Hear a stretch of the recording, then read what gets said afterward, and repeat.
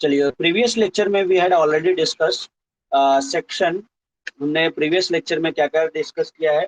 Section हमने section जो है 15 डिस्कस किया था, जो कि हमारा चार्जिंग सेक्शन था। यस, जो कि बताता था salary is taxable on due basis और received basis whichever comes earlier and arrear salary is taxable if it is not taxable earlier. तो ये हमारा सेक्शन 15 में हमने बताया था चार्जिंग सेक्शन।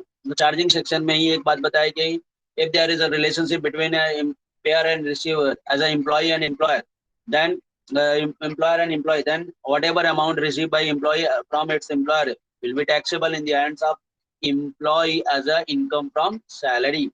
नाउ नेक्स्ट हमने देखा था सेक्शन 16। सेक्शन 16 में देखा था हमने डिडक्शन, इसकी बात की थी डिडक्शन की। सेक्शन 16 में हमारे पास 3 डिडक्शन थे, जो कि पहला डिडक्शन बोलते हैं जिसका सेक्शन 16 सब सेक्शन 1 था, जो कि ये बताता था स्टैंडर्ड डिडक्शन डिडक्शन था, जो कि मैक्सिमम 50,000 रुपये का था। यस, ये सब चीजें है। नेक्स्ट है सेक्शन 16 सब सेक्शन 2, जो कि हमारा इंटरटेनमेंट अलाउंसेस का था।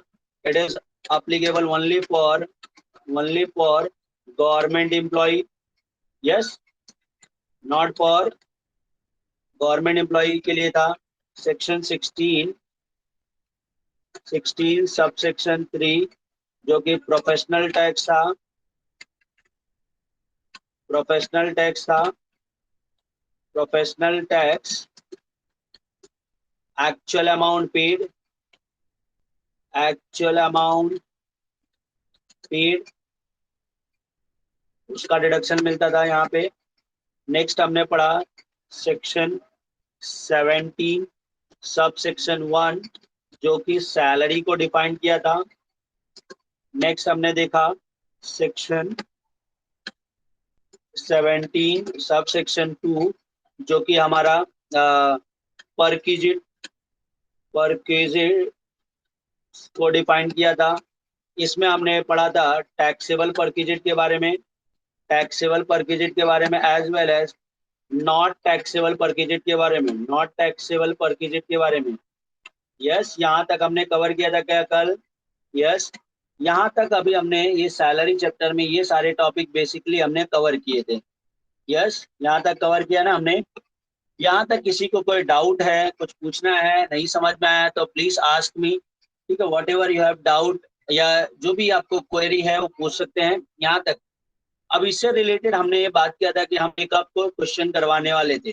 चलिए देखिए, यहाँ पे ही है, क्वेश्चन की तरफ बढ़ते हैं। पहले यहाँ पे देखिए, कल हमने बात किया था, यहाँ पे आपको ये बताना है कि कौन कौन से जो है compute the taxable perquisite on medical facility received by Mr. G from its employer for during the previous year.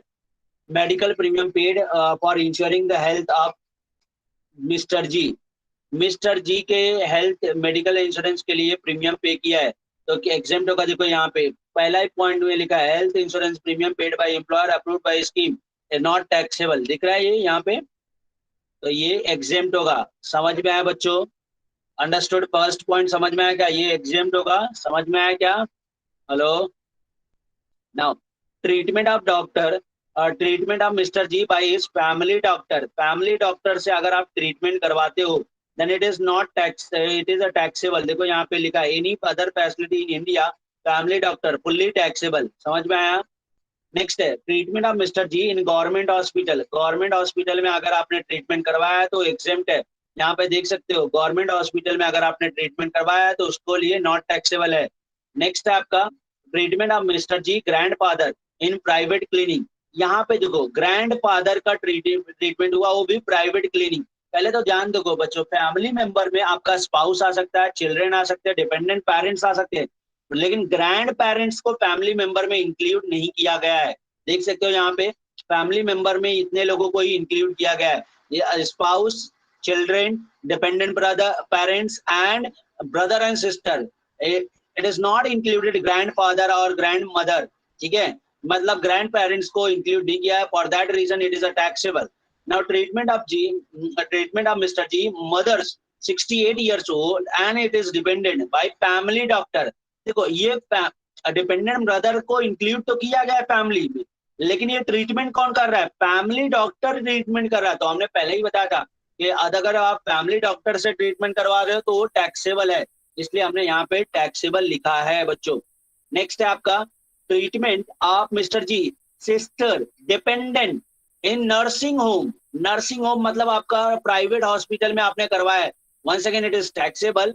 Next है treatment of brother depend independent, अगर वो डिपेंडेंट ब्रदर है तो वो आएगा, लेकिन यहाँ पे इंडिपेंडेंट है और वो खुद अपना अपना ट्रीटमेंट वो खुद करवा सकता है, तो इस केस में वो क्या होगा? टैक्सेबल होगा।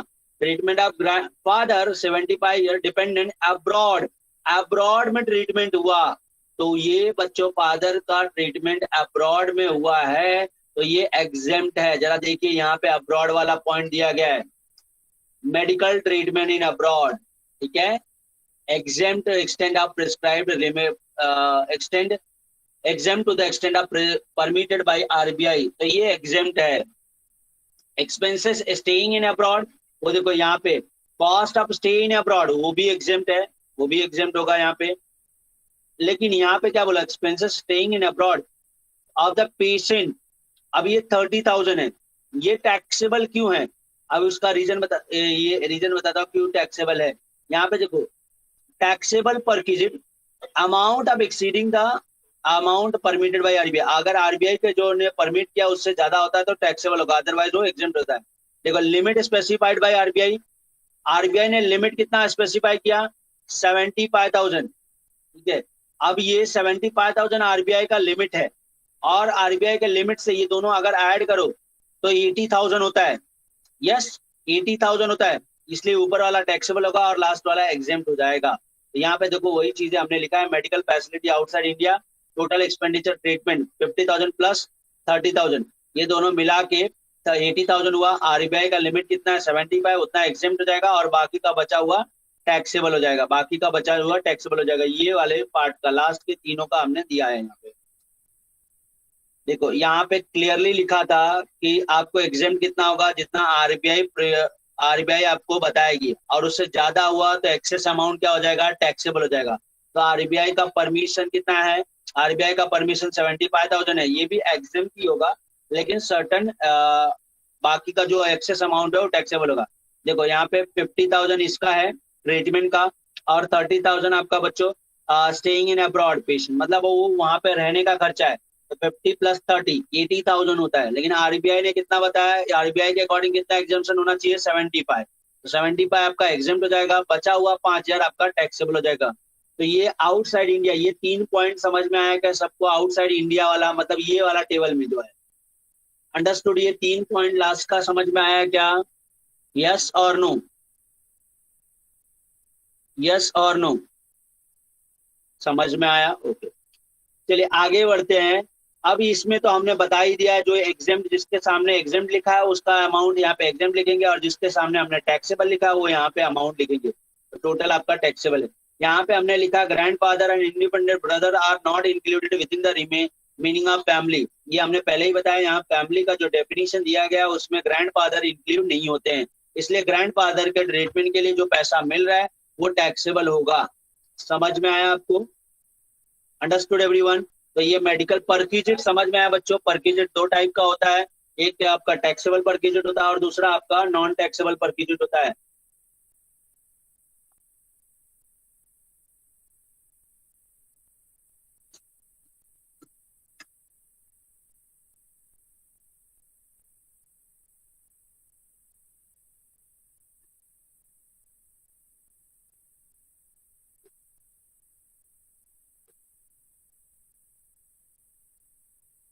चलिए अब यहाँ तक हो गया। नेक्स्ट टॉपिक हमारा जो है परक्विजिट, हमने कौन कौन सा टॉपिक कवर किया?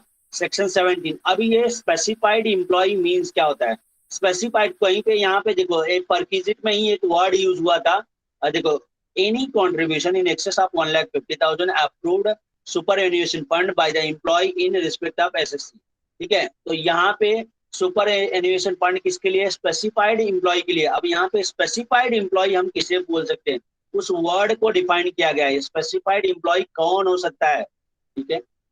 तो या तो कोई स्पेसिफाइड एम्प्लॉय हम लोग उसे बोल सकते हैं, या तो कंपनी का डायरेक्टर हो तो उसको हम लोग स्पेसिफाइड एम्प्लॉय बोल सकते हैं, या फिर कंपनी में उसका substantial interest, person has a substantial interest in a company if he is a beneficial owner of equity share carrying 20% और मोर द वोटिंग पावर। मतलब हम ऐसे एम्प्लॉय को स्पेसिफाइड एम्प्लॉय बोल सकते हैं अगर उसके पास कंपनी का 20% या उससे ज्यादा शेयर, कंपनी का 20% या उससे ज्यादा शेयर उस पर्टिकुलर पर्सन के पास, उस पर्टिकुलर एम्प्लॉय के पास है, तो उस पर्टिकुलर एम्प्लॉय को हम स्पेसिफाइड एम्प्लॉय बोल सकते हैं।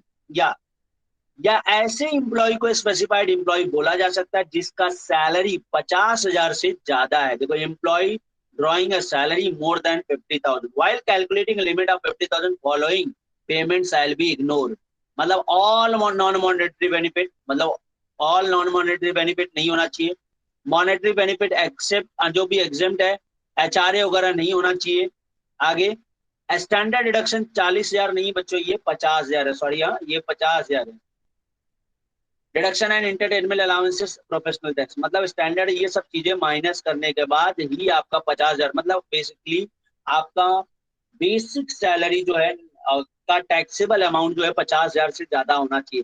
हालांकि ये जो पॉइंट है ये आपके लिए उतना ज्यादा इम्पोर्टेंट नहीं है बच्चों, क्योंकि मैं आपको बता दूं कि ये आपका जो पॉइंट है ये आपके लिए उतना ज्यादा इम्पोर्टेंट इसलिए नहीं है क्योंकि ये हम जब आप एसवाई में हैं तो ये इस टॉपिक से रिलेटेड कोई क्वेश्चन आपको नहीं बनाया जाता है।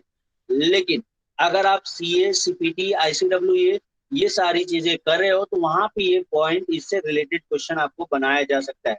तो अभी जो मैं आपको ये सब कुछ इसलिए मैं बार बार बता रहा हूँ, कुछ कुछ टॉपिक ये इसीलिए है जो एडवांस है, जो तो आपके लिए इतना इम्पोर्टेंट नहीं है, तो वो चीजें मैं आपको भी बता रहा हूँ आपके नॉलेज पर्पज के लिए, क्योंकि एग्जाम में उतना ज्यादा ये स्पेसिफाइड एम्प्लॉय वाला टॉपिक उतना कवर नहीं। नॉन स्पेसिफाइड एम्प्लॉय, अब बहुत सिंपल सी बात है, जो स्पेसिफाइड एम्प्लॉय नहीं है वो क्या है, नॉन स्पेसिफाइड। तो यहाँ पे क्लियर लिखा है employee other than specified employee. अब लास्ट वाला जो है एग्जांपल है profit in lieu of salary, section 17 subsection 3। ये profit in lieu of salary को डिफाइन करता है, ठीक है। अब ये profit in lieu of salary क्या होता है उसके बारे में मैं आपको बताता हूँ। जैसे फॉर एग्जांपल आपका एम्प्लॉयर आपको बोलता है कि सर आप जो है रिटायरमेंट ले लीजिए। ये मान लेते हैं, चलिए रोल नंबर 21 7021 बेटा, please unmute your mic. 7021, yes. Yes sir. Hello, yes बेटा, नाम क्या है आपका? Sakshi. Sakshi, okay. Yes Sakshi, suppose आप जो है एक कंपनी में एम्प्लॉय हैं, ठीक है। हाँ। की मान लो XYZ कंपनी है, उसमें आप एम्प्लॉय हैं और अचानक से आपकी कंपनी, आप पिछले 10 साल से उस कंपनी में जॉब कर रहे हैं, अचानक से वो कंपनी आपको आके बोलती है कि साक्षी आप रिटायरमेंट ले लो। Will you take a retirement or not? आप रिटायरमेंट लेंगे साक्षी, यस और नो? अब सर मैं तो हेलो, हाँ, यस यस ऐसे साक्षी, मान लेते हैं आप साक्षी, जैसे सपोज सपोज साक्षी आपका मतलब जॉब कर रहे हो, अभी भी आपका रिटायरमेंट नॉर्मली आपका 60 ईयर होता है, अभी भी आपके सर्विस का 5 साल या 5 साल रिमेनिंग है, और उसके पहले ही आपका एम्प्लॉयर आके आपको बोलता है साक्षी आप रिटायरमेंट ले लो, तो आप ले लोगे रिटायरमेंट?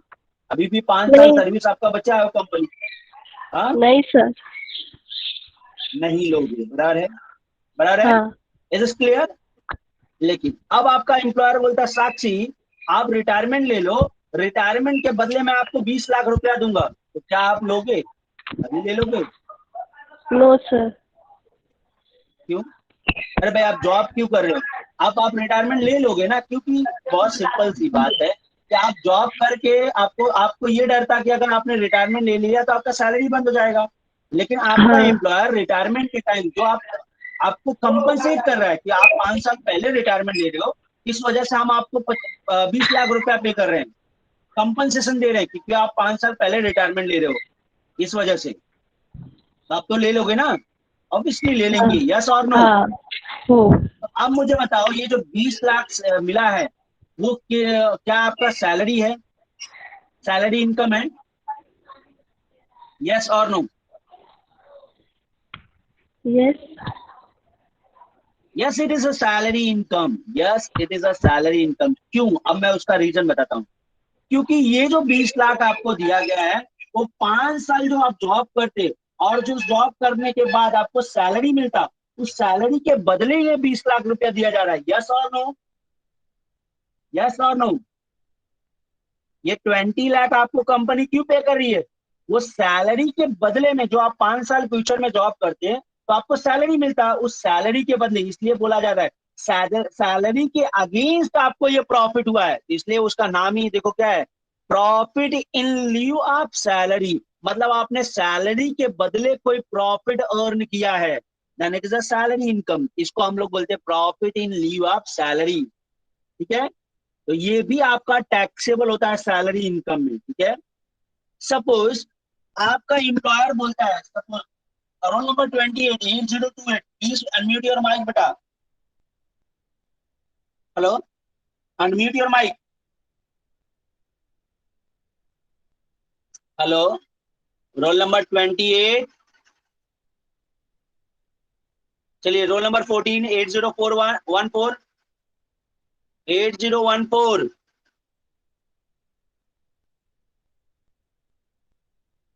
8014, अनम्यूट योर माइक बेटा, अनम्यूट करो माइक, फटाफट अनम्यूट करो, टाइम मत लगाओ आप लोग ऐसा। Hello, unmute your mic. Roll number 14 कितना? Mic is not working. चलिए कोई, रोल नंबर 20 पाए, 7025 पाए, please unmute your mic. 7025।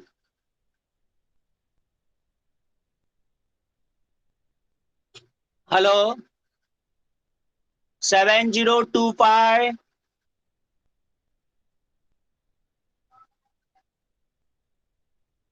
Hello,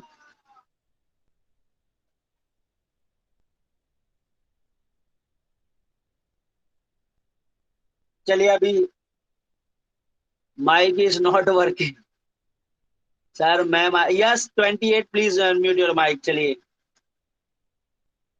yes sir. Yes 20, yes. हाँ 28, आप मतलब एक कंपनी में job as a employee join होते हैं एज अकाउंटेंट, ठीक है? जब आप ज्वाइनिंग होते हैं तो आपका वर्किंग आवर बताया जाता है मॉर्निंग 9 o'clock से लेके आपका इवनिंग 6 o'clock तक, 5 o'clock तक, ठीक है? ये आपका वर्किंग टाइम है, ठीक है? Yes sir. अचानक से आपका एम्प्लॉयर आपको बोलता है कि कल से आप आके, अब आपका वर्किंग टाइम चेंज हो गया है, पहले जो 9 to 5 था वो अभी मॉर्निंग 8 to 5 हो गया है, आप 1 घंटा एक्सटेंड करने के लिए रेडी हो जाओगे? Yes sir. हेलो, यस हो जाओगे? क्यों भाई? नहीं मतलब पहले पहले उनसे हाँ पूछेंगे कि बोलो। करके, फिर। आपका परमानेंट, चलो एक दिन के लिए नहीं बोल रहे अभी, आपको परमानेंट एक्सटेंड हो जाएगा, मतलब आपका टाइमिंग जो है परमानेंट एक्सटेंड हो जाएगा। पहले जो 9 to 5 था वो अभी 8 to 5 होने वाला है, मतलब परमानेंट 1 घंटे का इंक्रीज हो जाएगा। तो आप एक्सटेंड करने के लिए रेडी हो जाओगे? No sir. नहीं होंगे, ऑब्वियसली नहीं होंगे।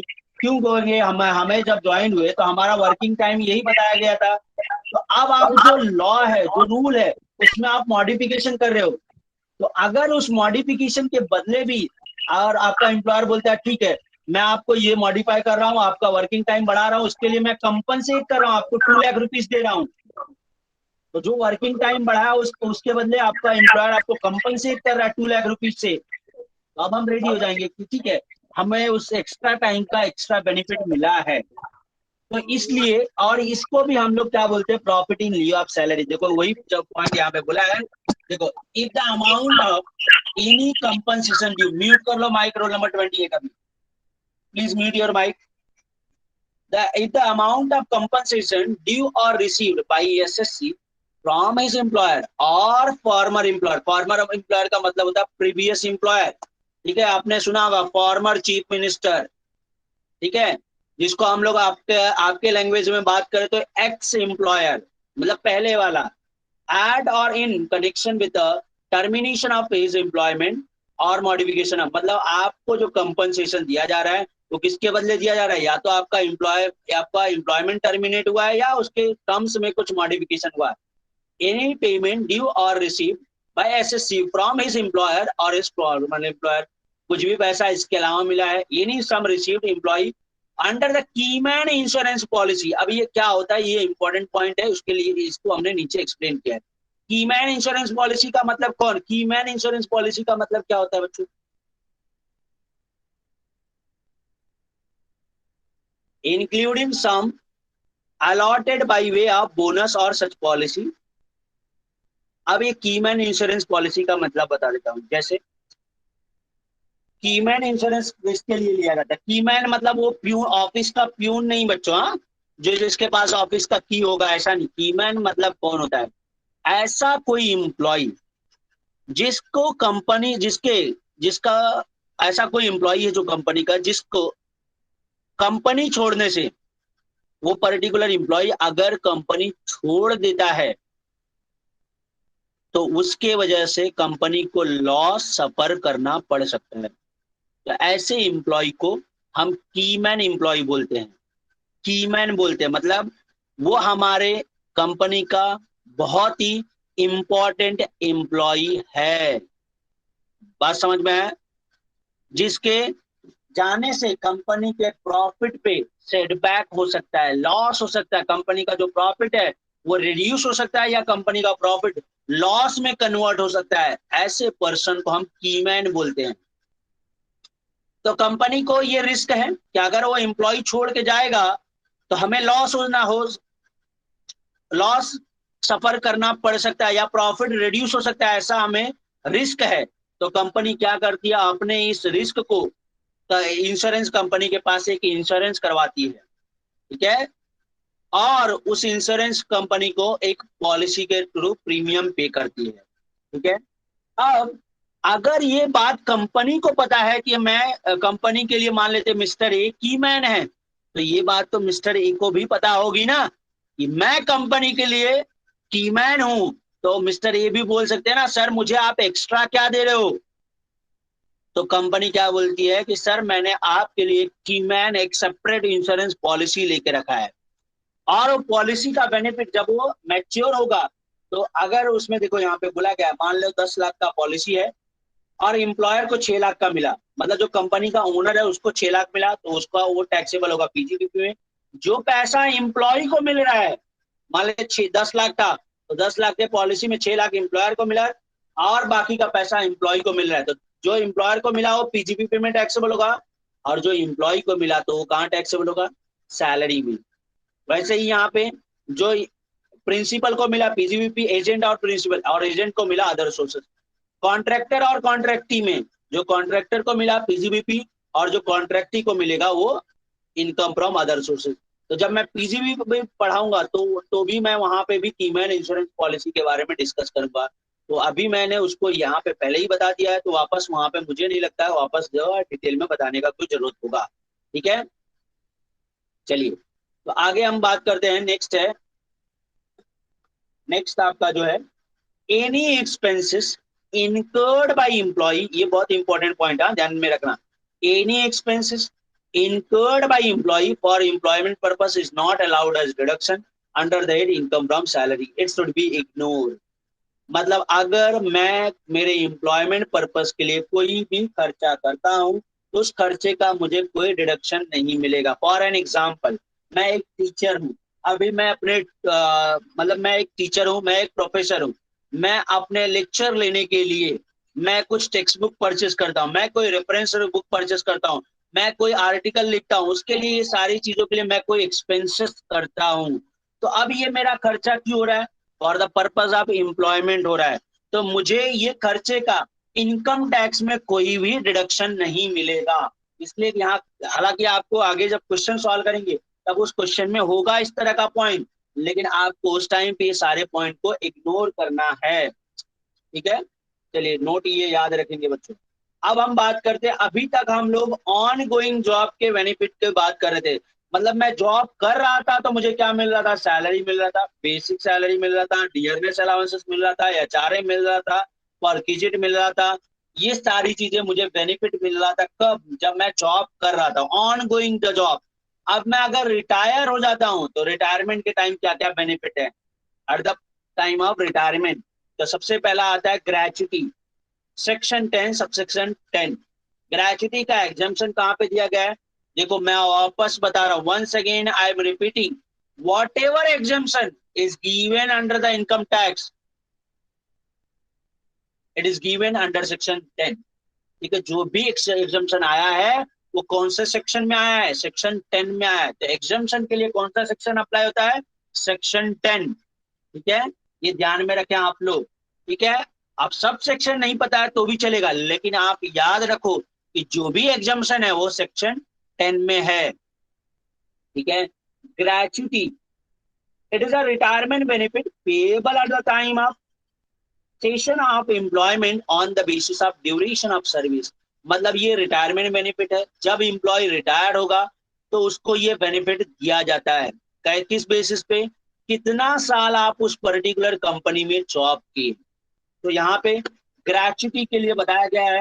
अब जैसे मान लेते हैं आपको एक साथ 10 लाख 20 लाख रिटायरमेंट के टाइम मिल रहा है, तो गवर्नमेंट ने बोला कि ठीक है बेटा आप रिटायर हो रहे हो, ठीक है, आपका वैसे ही अभी अर्निंग रुक जाएगा तो हम आपको रिटायरमेंट बेनिफिट पे ज्यादा टैक्स नहीं लगाएंगे।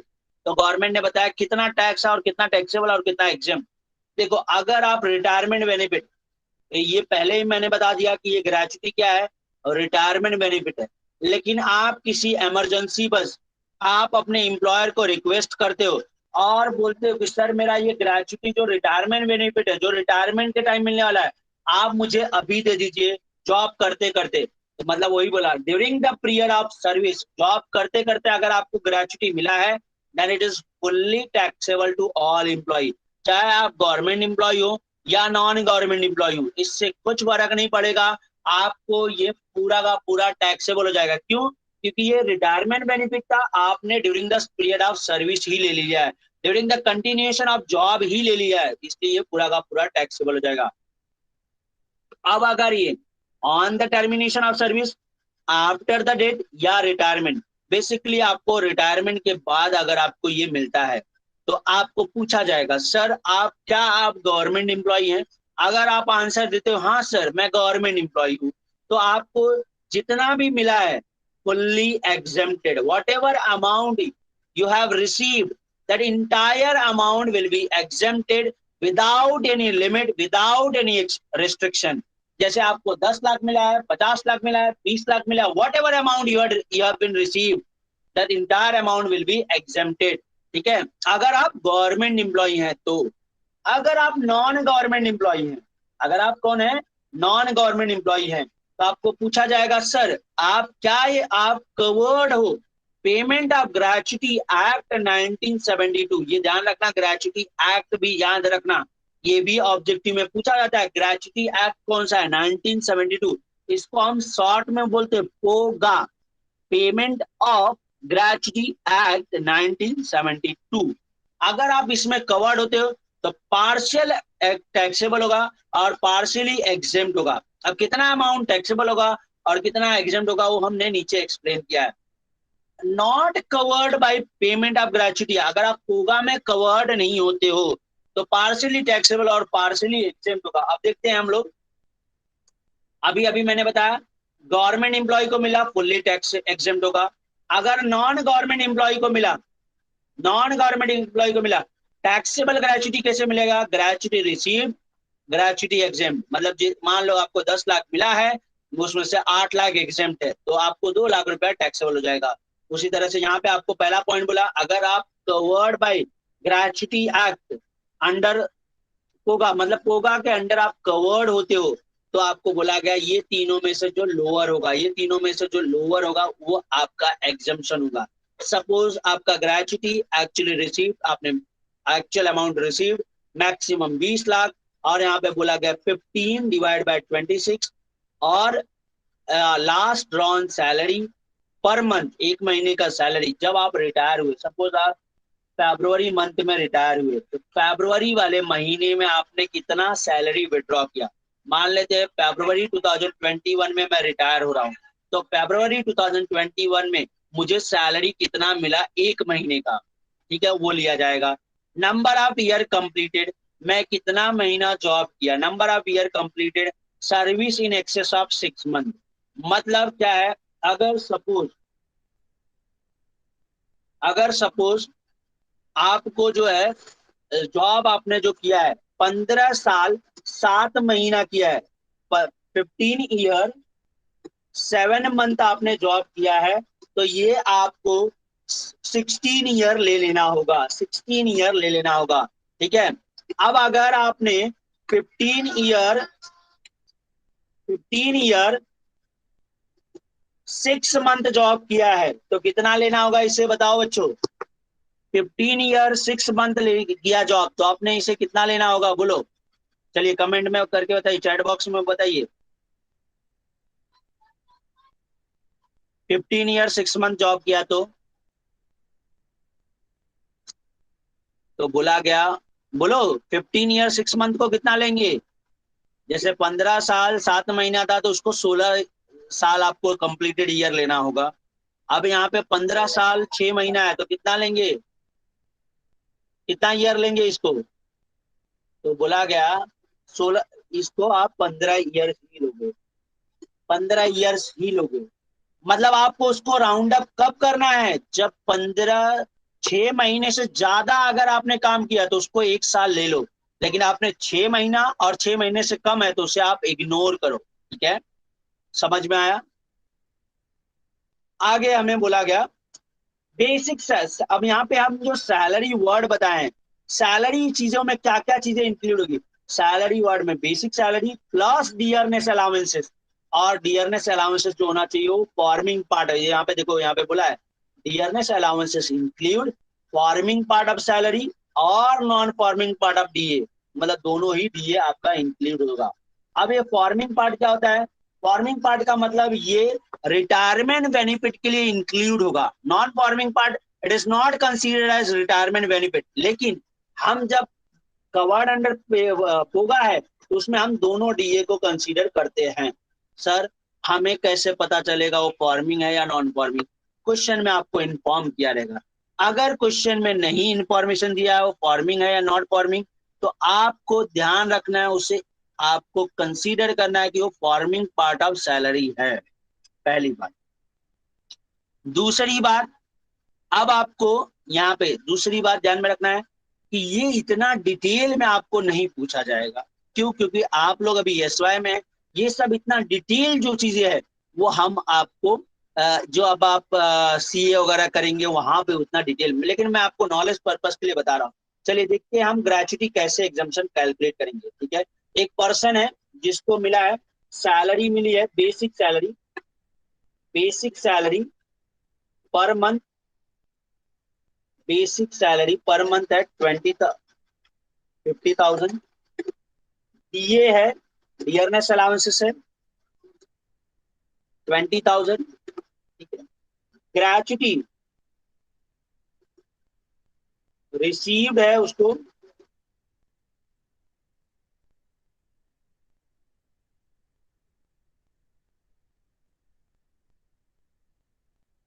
18 lakhs, ठीक है। नेक्स्ट, अब आपको number of year of service 15 year, या मान लेते हैं 18 ईयर 7 मंथ, उन्होंने 18 साल 7 महीना जॉब किया है। ये 4 पॉइंट दिया है और आपको पूछा जा रहा है कि सर आप ग्रेचुटी कैलकुलेट करो कितना टैक्सेबल है। तो पहले तो आपको ग्रेचुटी रिसीव कितना हुआ है, सर हमें ग्रेचुटी मिला 18 लाख रुपया, ठीक है। Less exam least of following, least of following का मतलब होता है बच्चों जो यहाँ नीचे कम रहेगा। पहला पॉइंट बोला गया, पहला point actual amount receive, actual amount receive. Actually आपको मिला कितना बच्चों? एक्चुअली देखा जाए तो मिला है आपको 18 लाख। दूसरा पॉइंट बोला गया मैक्सिमम लिमिट जो है 20 लाख रुपए का है। तीसरा पॉइंट बोला गया 15 divide by 26 into last drawn salary और into number of year completed. तो अब इसका कैलकुलेशन कैसे आएगा? 15 डिवाइड बाय 26 मल्टीप्लाई बाय कितना? देखो सैलरी में ध्यान रखना, बेसिक प्लस डीए मतलब 70,000 दोनों ऐड करके मल्टीप्लाई बाय। अब नंबर ऑफ ईयर कितना लेंगे बताओ मुझे, कोई बताएगा नंबर ऑफ ईयर कितना लेना है? बताओ नंबर ऑफ ईयर कितना लेंगे? यहाँ पे बोला नंबर ऑफ ईयर कंप्लीटेड, कितना लूं मैं? 19। Very good. Roll number 21, very good. 19 year, क्योंकि 6 महीने से ज्यादा है इसलिए हम लोग राउंड अप कर लेंगे। तो चलिए इसका कैलकुलेशन देखते हैं। 70 into 15 divide bye into 19 divide by 26, तो ये आया 7 लाख, बराबर है। तो ये अगर हम बात करें तो इसमें लोअर कौन सा है बताओ बच्चों? लोअर कौन सा है? यस, लोअर कौन सा? ये तीनों में लोअर कौन सा है? ये 7 लाख आपका 20,000। लोअर है। 7 लाख लोअर है ना? यस, 7 लाख आपको, तो यहाँ पे 7,67,308 ये आपका एग्जेम्प्ट हो जाएगा। बाकी का बचा हुआ अमाउंट क्या हो जाएगा? आपका टैक्सेबल हो जाएगा। तो अगर मैं यहाँ पे बोलूं टैक्सेबल अमाउंट क्या हो जाएगा आपका? अब यहाँ पे आपका टैक्सेबल अमाउंट हो जाएगा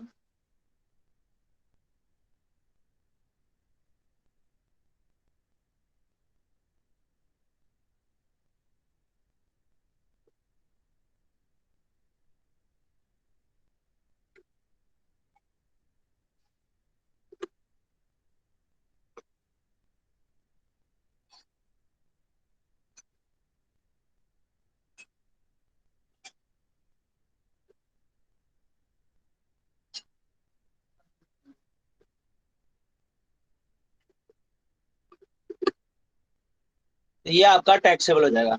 सपोज आपको ग्रेचुटी मिला खाली 7 लाख ही होता तो कौन सा टैक्सेबल होता था? तो ये तीनों में लोअर 7 लाख होता तो 7 लाख एग्जेम्प्ट हो जाता। समझ में आया आपको? Yes, understood everyone? Hello, understood everyone? Hello. Next आपका है अगर नॉट कवर्ड अंडर पोगा होता तो क्या होता? नॉट कवर्ड अंडर पोगा रहेगा तो कितना एग्जेम्प्ट और कितना टैक्सेबल? तो बोला गया ऊपर का पहला और दूसरा कंडीशन रिमेन सेम है। Actual gratuity actually receive maximum 20 lakh. खाली लास्ट वाले पॉइंट में चेंज हो रहा है। क्या है? यहाँ पे 15 डिवाइड बाय 26 था, यहाँ पे 1 डिवाइड बाय 2। यहाँ पे लास्ट ड्रॉन सैलरी था, यहाँ पे एवरेज सैलरी पर मंथ। और कितने महीने का एवरेज लेने का? लास्ट 10 मंथ का एवरेज लेने का। यहाँ पे number of year fully completed service, मतलब यहाँ पे अगर बच्चों 15 ईयर 7 महीना होगा तो कितना लेंगे? 15 ईयर 7 मंथ होगा तो कितना लेंगे? बोलो। तो अगर वो नॉट कवर्ड अंडर पोगा है ना, 15 ईयर 7 मंथ रहेगा तो भी उसे हम 15 ईयर ही लेंगे। अगर ये 15 ईयर 11 मंथ है तो भी हम उसे 15 ईयर ही लेंगे। यहाँ पे पार्ट ऑफ ईयर को कंसीडर नहीं करना है, फुल्ली कंप्लीटेड। इसलिए यहाँ पे देखो लिखा है number of year fully completed service, मतलब पूरा सर्विस जो कंप्लीट हुआ रहेगा उसी को लेना है यहाँ पे। अब सैलरी का मतलब क्या है? यहाँ पे जो सैलरी दिया है बेसिक सैलरी, डियरनेस अलाउंसेस में खाली क्या लेना है? फॉर्मिंग पार्ट, मतलब नॉन फॉर्मिंग पार्ट नहीं लेना है, प्लस परसेंटेज ऑफ कमीशन। एक चीज और लेना है, percentage of commission on turnover achieved by employee, ठीक है। और एवरेज मंथली सैलरी कैसे मिलेगा? Average salary for 10 month immediately preceding the retirement month, not date. मतलब क्या? अगर आपने फरवरी मंथ में रिटायरमेंट लिया है तो आपका पीछे का 10 मंथ कहां से काउंट होगा? मार्च से नहीं, आपका जनवरी से काउंट होगा। समझ में आया? तो आपका पीछे का 10 मंथ आपका कौन सा होगा? जनवरी, दिसंबर, उसके पहले नवंबर, उसके पहले अक्टूबर, आपका सितंबर, उसके पहले अगस्त,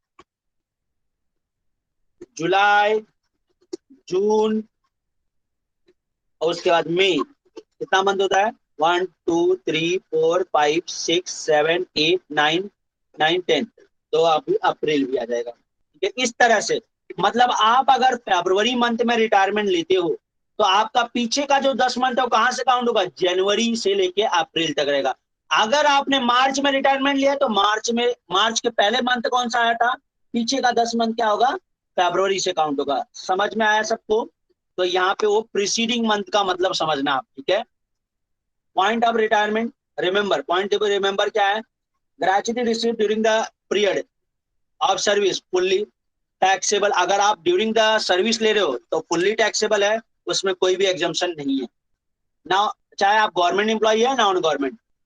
completed year of service will be include period of earlier employment.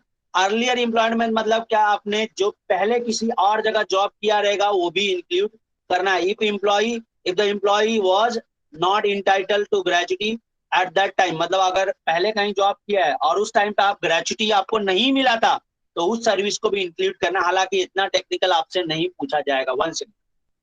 Exemption limit 20 lakh rupees, maximum amount of gratuity मतलब क्या है? इसका मतलब क्या है सर? मैक्सिमम है वो तो पहले ही बता दिया, लेकिन यहाँ पे ध्यान देना। जैसे आप एक आपका एम्प्लॉयर था, आपने उसके पास जॉब किया 4 साल और उस टाइम पे आपने 4 लाख का ग्रेचुटी आपने ले लिया है एग्जम्पशन। अब आपने 4 साल जॉब करने के बाद दूसरे एम्प्लॉयर के पास जॉब पे लगे, एम्प्लॉयर बी के पास। अब वहां पे आप ग्रेचुटी एग्जम्पशन ले रहे हो तो आपका जो मैक्सिमम लिमिट 20 लाख का था, अब वो मैक्सिमम लिमिट रिड्यूस होके 20 लाख था पहले, आपने अपने ऑलरेडी 4 लाख रुपए का एग्जम्पशन ले लिया है तो अब वो 16 लाख रुपया हो जाएगा। समझ में आया क्या? अंडरस्टूड? यस। हेलो एवरीवन, समझ में आया ये बात? जो आपका पहले आपने आपने ऑलरेडी एग्जम्पशन क्लेम कर लिया टुवर्ड्स ग्रेचुटी, उस वाले पॉइंट में माइनस कर लो। ये लास्ट वाला पॉइंट वही बता। If gratuity received any earlier year from the former employer, if any again received from another employer is later year, the limit of 20 lakh will be reduce the amount of gratuity exempt earlier. ठीक है, यहाँ पे एक सम बताया, सम already मैंने solve करवाया, उस पर हम ज्यादा अभी डिस्कस नहीं करेंगे। ऑलरेडी मैंने सिमिलर एक सम सॉल्व करवाया, ये आप घर पे सॉल्व कर सकते हो। क्वेश्चन नंबर 3 अगर आपको नहीं आया तो पूछ सकते हो। ठीक है, चलिए नेक्स्ट हमारा पेंशन। पेंशन जो है हमारा सेक्शन 10 सब सेक्शन 10A है। पेंशन में क्या, पेंशन का मतलब क्या होता है उसको हमने पहले एक्सप्लेन किया। पेंशन में be defined as a periodic payment made specially by government और a company or other employer to the employee in consideration of past service payable after his retirement। मतलब क्या है? पेंशन एक पीरियोडिक पेमेंट है। कौन पे करेगा? वो या तो कंपनी, मतलब जो आपका एम्प्लॉयर होगा बेसिकली वो पे करेगा। किस लिए पे कर रहा है? इसलिए पे कर रहा है जो आपने उसको उसके कंपनी में जो सर्विस दिया था वो सर्विस के बदले आपको पेमेंट कर रहा है। कब पेमेंट करेगा? जब आपका रिटायरमेंट हो जाएगा, उस रिटायरमेंट के बाद आपको ये पेंशन पेमेंट किया जाएगा। अब pension are divided into 2 part, commuted pension and uncommuted pension. ठीक है, अब पहले तो हम लोग ये पता कर लेते हैं कम्यूटेड पेंशन क्या होता है और अनकम्यूटेड पेंशन क्या होता है। कम्यूटेड पेंशन का मतलब competition of meaning letter interchange, मतलब क्या है? यहाँ पे देखो, converting future right to receive in monthly pension into lump sum. मतलब हम हमारे एम्प्लॉयर को बोलते हैं सर आप महीने में मुझे हर साल 5,000, हर महीने 5,000 देने वाले हो, लेकिन मुझे अभी इमरजेंसी है तो मुझे एक काम करो, जो आप पर मंथ देने वाले हो उसका एक साथ मुझे पे कर दो। तो आपका एम्प्लॉयर क्या करता है? ठीक है, आपका एम्प्लॉयर कैलकुलेशन करेगा। ठीक है, अभी आपका एज 60 साल है, आप अप्रोक्सीमेटली 20 साल तक सर्वाइव करोगे। ठीक है, तो चलिए 20 साल हो गया, आपको हर महीने हम 5,000 रुपया देने वाले थे, 5,000 रुपया। तो 20 साल आपकी उम्र है और मतलब 60 साल की एज में रिटायरमेंट ले रहे हो। मान लो 80 ईयर्स तक आप सर्वाइव करोगे, ऐसा है अप्रोक्सीमेट वो कैलकुलेशन किया जाएगा। ठीक है, इनटू आपको 5,000 हर महीने में दे रहा था, और ये आपका 12 है। तो मतलब आपका जो पूरा टोटल पेंशन हम देंगे वो 12 लाख रुपया होगा। तो अब हम 12 लाख रुपए को एक साथ ले लेंगे तो that is known as commuted pension.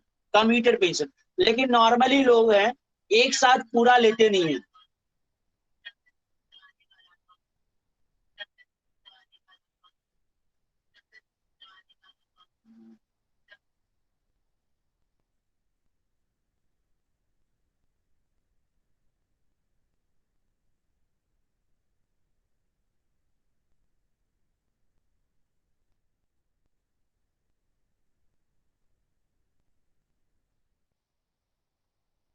चलिए, तो अब यहाँ पे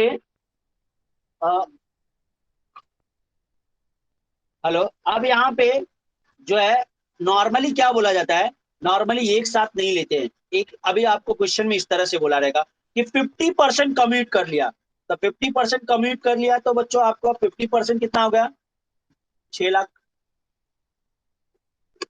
6 लाख। अब आपको बाकी का अनकम्यूटेड है, बाकी का अनकम्यूटेड। अब मुझे बताएगा अगर अनकम्यूटेड बाकी का है तो पर मंथ कितना सैलरी मिलेगा, जैसे जरा देखते हैं पर मंथ कितना पेंशन मिलेगा। पहले अगर आपको 100% था तो आपको 5,000 मिल रहा था पर मंथ। अब आपने पूरा 50% तो एक साथ ले लिया है तो बचा कितना, 50%। तो 50% ध्यान देना, बच्चे मिस्टेक करते हैं। 5,000 का आपको 50% लेना होगा, क्योंकि 5,000 का जो आधा परसेंटेज था वो तो ऑलरेडी आपने ले लिया है। तो मतलब आपको 2,500 पर मंथ मिलेगा। तो ये कम्यूटेड और अनकम्यूटेड होता है, ठीक है। यहाँ पे कम्यूटेड देखो, it is a lump sum payment in lieu of periodical payment. जो आपको पीरियोडिकली हर महीने 5,000 मिलने वाला था, उसके बदले आपने एक लमसम पेमेंट ले लिया 6 लाख रुपए का, that is known as a commuted pension, ठीक है। अनकम्यूटेड पेंशन का मतलब क्या होता है, जो आपको मंथली मिलेगा। ये वाला जो एग्जाम्पल है ये आपका अनकम्यूटेड है, ये आपका अनकम्यूटेड है और ये आपका कम्यूटेड पेंशन है। समझ में आया। तो देखो, it is a periodical payment of pension, it is always taxable, fully taxable in the hands of both employee, government as well as non government employee. For example देखो यहाँ पे pension, pension commuted uncommuted pension है। अगर आपको uncommuted pension monthly मिल रहा है तो आपको बिल्कुल कुछ भी नहीं सोचना है, चाहे वो गवर्नमेंट एम्प्लॉय हो या नॉन गवर्नमेंट एम्प्लॉय हो, fully taxable to all employee, government plus non government. अगर कम्यूटेड पेंशन लमसम मिला है, मतलब कम्यूटेड पेंशन है, तो गवर्नमेंट एम्प्लॉय के लिए फुल्ली एग्जेम्प्ट, गवर्नमेंट एम्प्लॉय के लिए क्या है, फुल्ली एग्जेम्प्ट है बच्चों। गवर्नमेंट एम्प्लॉय है तो उसके लिए पूरा का पूरा एग्जेम्प्ट हो जाएगा।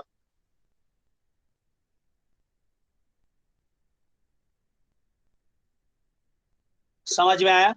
अगर वो नॉन गवर्नमेंट एम्प्लॉय है तो हम उसको पूछेंगे क्या बेटा आपने ग्रेच्युटी रिसीव किया है।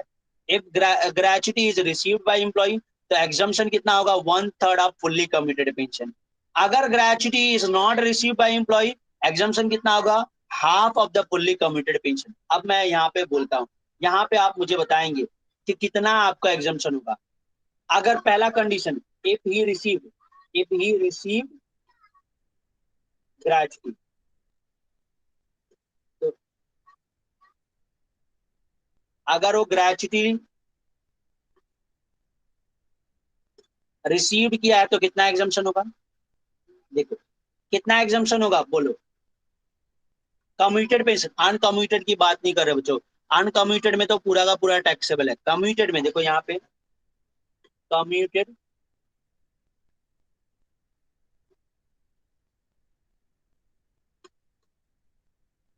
आपको 6 लाख रुपया मिला है। अब लेस मुझे बताएंगे एग्जम्पशन कितना होगा, कितना एग्जम्पशन होगा। 6 लाख तो मिला था आपको, एग्जम्पशन कितना होगा बोलो।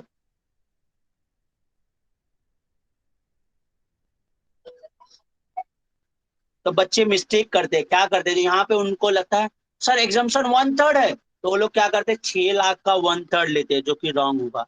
किसका 1/3 है, फुल्ली कमिटेड। तो फुल्ली का अगर पूरा, ये तो आपने 50% ही कमिट किया ना, अगर आप पूरा करते कमिटेड तो 12 लाख होता। तो 12 लाख का 1/3 लेना है। बच्चे मिस्टेक ध्यान में नहीं मत करना ये चीजें आप। 12 लाख का 1/3 मतलब ये 4 लाख रुपया होगा। तो आपको एग्जाम्पशन कितना हो जाएगा, 4 लाख रुपया। Understood everyone? समझ में आया आपको? बचा 2 लाख टैक्सेबल हो जाएगा। सपोज आपने यहाँ पे 2 लाख ही कमिट किया, सपोज आपने यहाँ पे मान लेते हैं हेलो, सपोज यहाँ पे आपने 20% ही कमिट किया, मतलब 12 लाख का 20% 2,40,000 होगा। तो यहाँ पे तो मुझे बताओ कितना एग्जाम्पशन होगा, चलिए बताइए।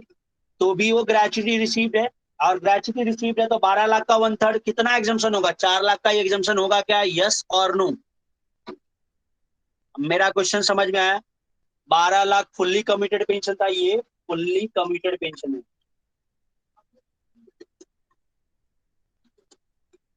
12 लाख फुल्ली कमिटेड पेंशन। अब 12 लाख में से वो 20% ही कमिट किया, एक्चुअली उसने रिसीव किया 2,40,000। एग्जम्पशन कितना होगा? रूल क्या बोलता है, अगर आप ग्रेचुटी रिसीव किए हो तो 1/3 आप फुल्ली कमिटेड पेंशन, तो 1/3 आपका आ रहा है, 12 लाख का 1/3 4 लाख आ रहा है, तो एग्जम्पशन 4 लाख होगा? नहीं। यही देखो मिस्टेक होता है बेटा, ये टैक्स है, मैं बार बार बोल रहा हूँ। जब आपको लगने लगे आप सही जा रहे हो तो 1 मिनट रुकना और पूछना क्या सच में सही जा रहे हैं। देखो ये देखो, आपको मिला ही 2,40,000 है, तो गवर्नमेंट एग्जाम्पशन 4 लाख का कहां से देगी? मैक्सिमम आप एग्जाम्पशन कितना ले सकते हो, 2,40,000। भले ही आपका यहाँ 1/3 आपका 4 लाख आ रहा है, तो यहाँ आपको मैक्सिमम एग्जाम्पशन जो है 2,40,000 ही मिलेगा। समझ में आया ये बात आपको? समझ में आया सबको? Understood everyone?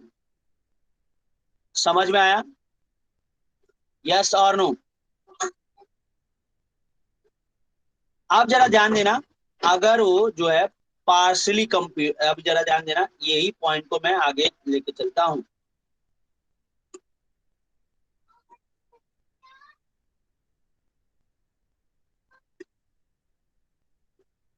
अब अगर वो if he not received gratuity, gratuity नहीं रिसीव किया है, और यहाँ पे मान लेते हैं उसको 50% उसने कम्यूट किया, तो उसको 6 लाख मिला।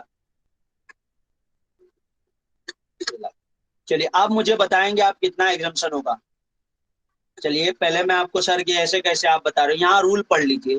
Gratuity is not received by employee, अगर ग्रेचुटी एम्प्लॉय ने नहीं रिसीव किया तो एग्जाम्पशन क्या है, half of the fully committed pension, आधा होगा फुल्ली कमिटेड पेंशन का। तो आप बताइए कितना एग्जाम्पशन होगा। चलिए देखते हैं रूल, ये one, very good everyone, 6 lakh हो जाएगा, वेरी गुड। तो यहाँ जहाँ 1/3 लिखा था वहां हाफ हो जाएगा, और ये 6 लाख रुपए का एग्जाम्पशन हो जाएगा। समझ में आया बच्चों? आई होप आपको समझ में आया होगा। Understood everyone? तो वापस मैं पेंशन के बारे में डिस्कस करता हूँ। Pension, there are 2 types of pension, commuted pension and uncommuted pension. Commuted pension का मतलब लमसम अमाउंट रिसीव, अनकम्यूटेड का पेंशन का मतलब पर मंथ जो मिलेगा, पीरियोडिक पेमेंट जो होगा। ठीक है, अगर आपको अनकम्यूटेड पेंशन मिल रहा है, पर मंथ मिल रहा है, तो चाहे आप गवर्नमेंट एम्प्लॉय हो या नॉन गवर्नमेंट एम्प्लॉय हो, fully taxable to all employee. ठीक है, लेकिन अगर आपको कम्यूटेड पेंशन मिला है तो उसमें पूछा जाएगा बेटा आप गवर्नमेंट एम्प्लॉय हो या नॉन गवर्नमेंट एम्प्लॉय हो। अगर आपने आंसर दिया सर मैं गवर्नमेंट एम्प्लॉय हूं, तो without any restriction, without any limit, entire amount of commuted pension will be exempt. ठीक है, पूरा का पूरा एग्जेम्प्ट हो जाएगा। अगर आप नॉन गवर्नमेंट एम्प्लॉय हो तो बेटा आपसे पूछा जाएगा सर जी आपको ग्रेचुटी मिला था क्या? अगर आपने आंसर दिया हाँ सर मिला था, तो आपको 1/3 आप फुल्ली कमिटेड पेंशन, ध्यान रखना फुल्ली कमिटेड पेंशन का 1/3 आपको एग्जाम हो जाएगा। अगर आपने आंसर दिया नहीं सर ग्रेचुटी नहीं मिला था, तो half of the fully committed pension exam हो जाएगा। तो देखो वही पॉइंट को हमने यहाँ एक्सप्लेन कर दिया है पूरा डिटेल में थोड़ा सा। देखो अगर गवर्नमेंट एम्प्लॉय है ऑलवेज एग्जाम, पूरा का पूरा एग्जाम। नॉन गवर्नमेंट एम्प्लॉय अगर ग्रेचुटी रिसीव किया तो 1/3, नॉन ग्रेचुटी रिसीव हाफ। अगर आपको पेंशन जो है कब मिल रहा है, फुल्ली कमिटेड पेंशन का मतलब क्या है, अगर आपको फुल्ली कमिटेड पेंशन नहीं दिया है तो committed pension divide by percentage of competition. Suppose अब जरा मैं यहाँ पे बोल रहा हूँ कि अगर मेरा कमिटेड पेंशन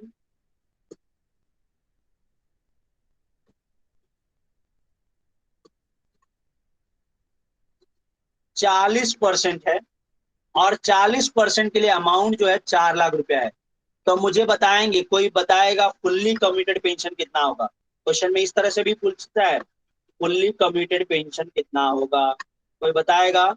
चलिए, ये मैं आपको फॉर्मूला भी दिखा देता हूँ, ये फुल्ली कमिटेड पेंशन का फॉर्मूला है। आप मुझे बताइए फुल्ली कमिटेड पेंशन का फॉर्मूला क्या आएगा, कितना अमाउंट आएगा?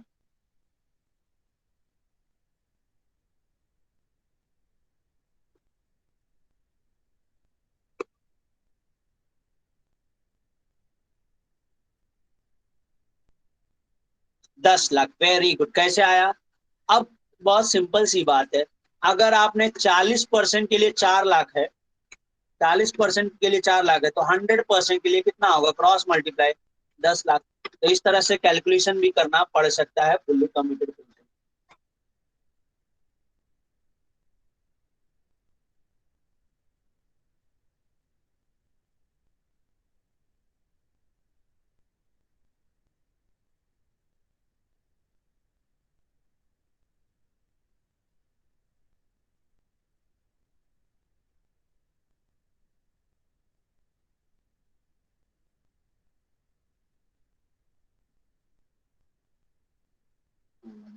हेलो, चलिए, तो यहां तक समझ में आया बच्चों? यहां तक समझ में आया? Point to be remember, committed pension, आप अगर किसी कमिटेड पेंशन जज को मिल रहा है, या तो सुप्रीम कोर्ट के जज के, या हाई कोर्ट या सुप्रीम कोर्ट के जज को मिला, फुल्ली एग्जेम्प्टेड। ठीक है? Committed pension receive by individual out of annuity plan, LIC, LIC का कमिटेड पेंशन है, fully exempted. Pension receive by UNO, UNO आपको बाय एम्प्लॉई और his family member, fully exempted. Pension, family pension receive by family member armed force, armed force जो हमारे Indian army में, Indian navy में या Indian air force में है, उनको मिल रहा है, उनकी फैमिली को फैमिली पेंशन मिल रहा है, fully exempted. Family pension receive by member, family member after the death of an employee other than armed force. हालांकि ये वाला पॉइंट मैं अभी एक्सप्लेन नहीं करूंगा, क्यों? क्योंकि ये अदर सोर्सेस वाला पॉइंट है, तो जब हम अदर सोर्सेस चैप्टर पढ़ेंगे तब आपको मैं एक्सप्लेन करूंगा। ठीक है? नेक्स्ट वाला पॉइंट है अनकमिटेड पेंशन, वो ऑलवेज टैक्सेबल होगा, ऑलवेज टैक्सेबल होगा। उसके ऊपर एक क्वेश्चन यहाँ पे हमने दिया है, ये क्वेश्चन आप सॉल्व कर सकते हैं घर पे। तो ये क्वेश्चन नंबर 4 जो मैंने एक्सप्लेन किया, तो क्वेश्चन नंबर 3 और क्वेश्चन नंबर 4 आपको सॉल्व करना है घर पे अपने। ठीक है? जो हमने ऑलरेडी एक्सप्लेन किया है। फिर भी कोई डाउट है तो आप हमें जरूर पूछे, उसका सोल्यूशन भी दिया है। तो क्वेश्चन नंबर 4 और क्वेश्चन नंबर 3 ये दोनों आप सॉल्व करें। अच्छा, किस ग्रेचुटी का मतलब क्या होता है? ग्रेचुटी का मतलब बच्चों, it is a one kind of benefit which is provided by employer to the employee. आप एम्प्लॉयर क्या करता है, अभी जैसे आप एम्प्लॉयर क्या करता है, आप उसके साथ 10 साल 15 साल जॉब किए, अब 15 साल बाद आप रिटायर हो जाओगे, तो अब वो हर साल का एक आपका, हर साल के अकॉर्डिंग वो आपका एक बेनिफिट, एक सर्टेन अमाउंट डिपॉजिट करके रखता है, क्योंकि आफ्टर रिटायरमेंट आपका अर्निंग सोर्स जो है बंद हो जाएगा। तो उस तरह से आपको एक ग्रेचुटी प्लान करता है। देखो यहाँ पे, it is a retirement benefit payable at the time of session, मतलब आपका जब एम्प्लॉयमेंट खत्म होगा, cessation of employment of the basis of duration, मतलब जितना साल आपने जॉब किया उस बेसिस पे आपको एक ग्रेचुटी है, एक सर्टेन अमाउंट दिया जाएगा। ठीक है? तो चलिए, आई होप आज के लेक्चर में आपको ग्रेचुटी और पेंशन और plus profit in lieu of salary जो है समझ में आया रहेगा। और ये तीनों क्वेश्चन, आप दो क्वेश्चन जो हमने बताया यहाँ पे दिख रहा है, वो आप सॉल्व करके आएंगे। नेक्स्ट लेक्चर में बेसिकली हमारा ये टॉपिक मोस्टली फिनिश्ड हो जाना चाहिए। Next to next lecture, 2 lecture और जाएगा इस टॉपिक को, तो ये थोड़ा सा लेंथी टॉपिक है। ठीक है? तो आप कर सकते हैं सामना बच्चों। हेलो, चलिए मैं आपको आपका अटेंडेंस ले लेता हूं अभी, और जरूर सम जरूर सॉल्व करेंगे। क्यों? रीजन मैं आपको उसका बता देता हूँ सॉल्व करने का। अगर आप सॉल्व करेंगे तो आपको एक आइडिया आएगा कि आपको वो कॉन्सेप्ट, वो जो टॉपिक हमने पढ़ाया, वो आपको समझ में आया है या नहीं आया है। अगर आप सॉल्व कर पा रहे हैं अच्छी तरह से, आंसर भी दिया है रेफरेंस के लिए मैंने, तो अगर आपको सॉल्व कर पा रहे हैं तो इसका मतलब वो टॉपिक आपको समझ में आया है। ठीक है? चलिए, रोल नंबर 1, रोल नंबर 1 पहले बैक का अटेंडेंस ले रहा हूँ। Roll number 1, 1 2 3 4 3 4 5 6 7 8, 9, 10, 11, 12, 13, 14, 15, 16, 17, 18, 19, 20, 21, 22, 23, 24, 25, 26, 27, 27, 28, 29, 29, 30, 31, 32, 33, 34, 35, 36, 37, 38, 39, 40. एक मिनट ना.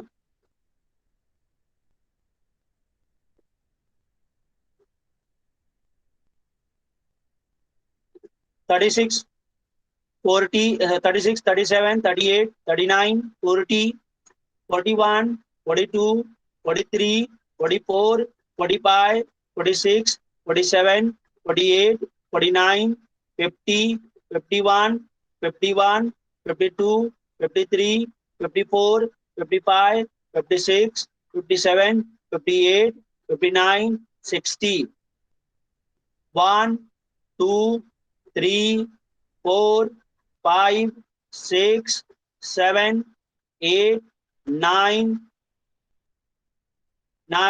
10, 11, 12, 13, 14, 15, 16, 17, 18, 19, 20, 21, 22, 21, 22, 23, 24, 25, 20, 25, 26, 27, 28, 29, 30, 31, 32, 33, 34, 34, 35, 36, 37, 38, 37, 38, 39, 40, 41, 42, 43, 43, 44, 45, 46. Chinmayi, Chinmayi,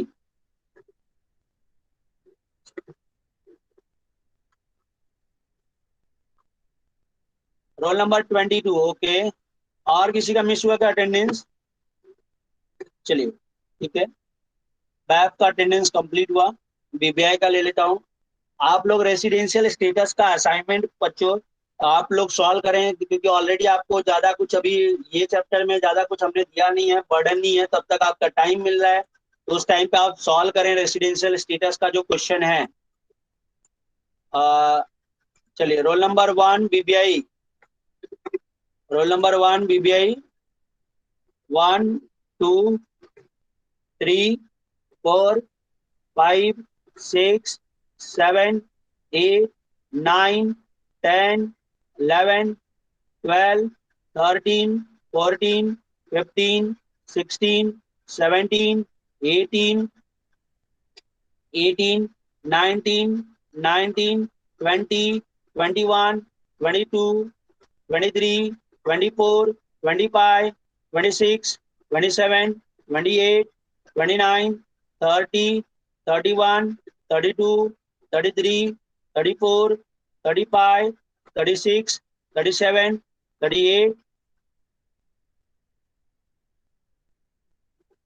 37, 38, 39, 40, 41, 42, 41, 42, 43, 44, 45, 45, 46, 47, 47, 48.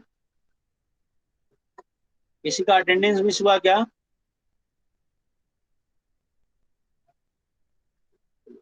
Thank you so much बच्चों. Bye bye everyone. ख्याल रखें आप लोग अपना. Stay safe, stay healthy. Bye bye everyone. Bye bye. Hello sir. हाँ हाँ हेलो बोलो सर. बोलो. हाँ सर बोलो. आज का लेक्चर मैंने अटेंड नहीं किया.